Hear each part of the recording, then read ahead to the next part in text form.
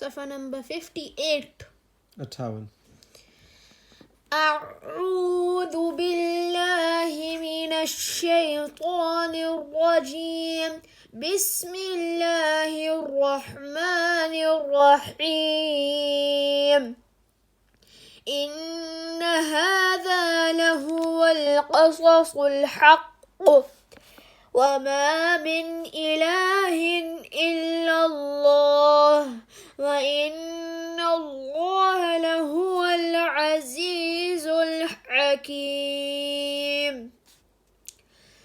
فإن تولوا فإن الله عليم بالمفسدين. قل يا أهل الكتاب تعالوا إلى كلمة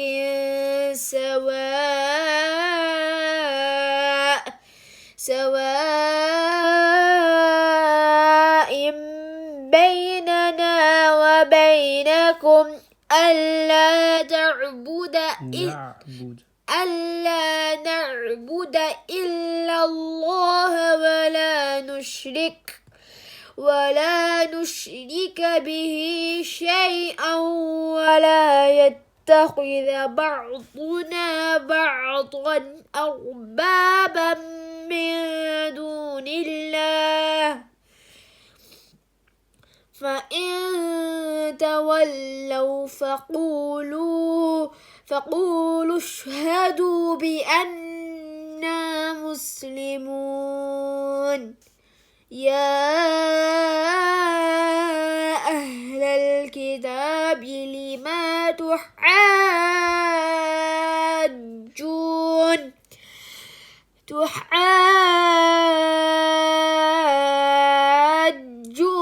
في إبراهيم وما أنزلت التوراة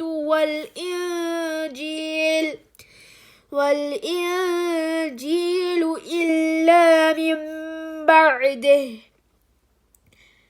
أفلا تعقلون. ها أنتم هؤلاء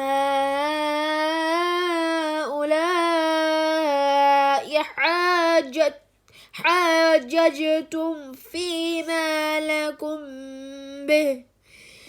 لكم به علم فلم تحاجون فيما ليس لكم به علم والله يعلم وأنتم لا تعلمون. ما كان إبراهيم يهوديا ولا نصرانيا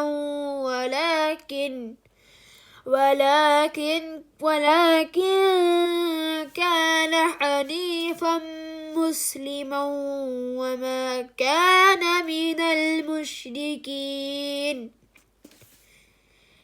إن أولى الناس بإبراهيم للذين اتبعوه وهذا النبي والذين آمنوا والله ولي المؤمنين.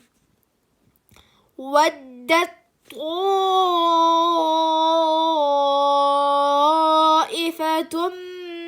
من أهل الكتاب لو يضلونكم وما يضلون إلا أنفسهم وما يشعرون. يا أهل الكتاب